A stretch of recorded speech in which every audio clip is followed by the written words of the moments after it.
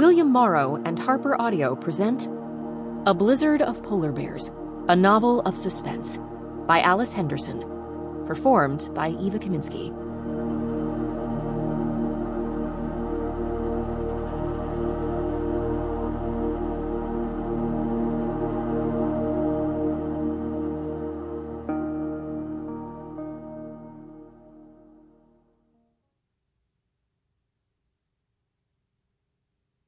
A note before we begin. For more information about polar bears, be sure to download the accompanying enhancement PDF from your audiobook provider, or go directly to www.harpercollins.com/audio/A Blizzard of Polar Bears. Prologue. Hudson Bay, Manitoba, Canada. As Rex Tildeson stared in amazement at the sonar image, he had no idea of the danger that surrounded his find. He took in the image, punching a victorious fist in the air. This had to be it. The find of the century. No, scratch that. The find of the last 2 centuries. The last millennium. When had the Kensington runestone been found in Minnesota? In 1898? And though it was getting new attention and more analysis lately, it was still not considered genuine evidence of Viking presence in Minnesota. Too far west, the skeptics said. There was no way the Vikings had made it that far. But Rex, a marine archaeologist, believed they had, and that they'd sailed through Hudson Bay to do it. He studied the sonar image on his monitor, his boat rocking gently beneath him.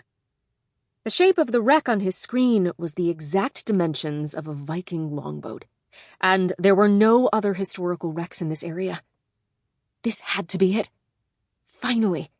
Proof of his theory. He knew it. But he had to be cautious. When the farmer Olaf Öhman found the Kensington runestone in 1898, completely enveloped in the roots of an ancient tree, no one believed the stone was genuine. They accused him of creating the stone himself, even though he had no knowledge of how to write runes. Skeptics of the stone had ruined Olaf's life, ridiculed and treated him with suspicion. Rex had to be careful to avoid the same treatment. The stone told the chilling story of a group of 30 Viking explorers who were on a scouting mission to the west of Vinland. Some of them left camp one day to fish, only to return later and find their fellow men murdered by unknown hands, blood covering the ground. They fled the site of the murders to return to a ship that was waiting for them 14 days' journey away.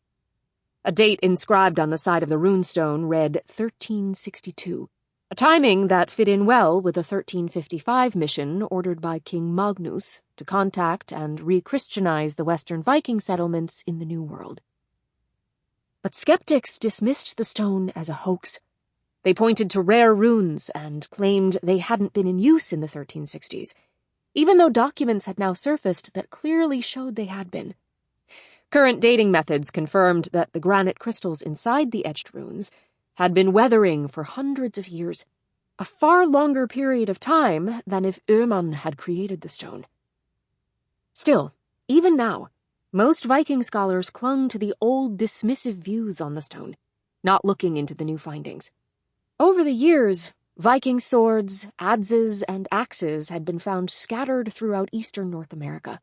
If Rex could prove that Vikings had sailed through Hudson Bay, he could make a case for how they reached Minnesota. So Rex had to be careful. His reputation was already in tatters for his vehement belief that the Vikings had made it this far to the southwest of Labrador and Newfoundland. He had to dive now, see if he could find any artifacts. Anxiously, he geared up, checking over his scuba equipment, excitement coursing through him. He knew he shouldn't dive alone, but his partner was laid up on shore with a bad case of the bends, the result of a previous dive in which she'd surfaced too fast. Sasha, his partner. He'd been so excited he'd nearly forgotten to radio his location. It was a lame backup system, but there was no way he was going to wait on this dive. Not after chasing this all these years. Sample complete. Ready to continue?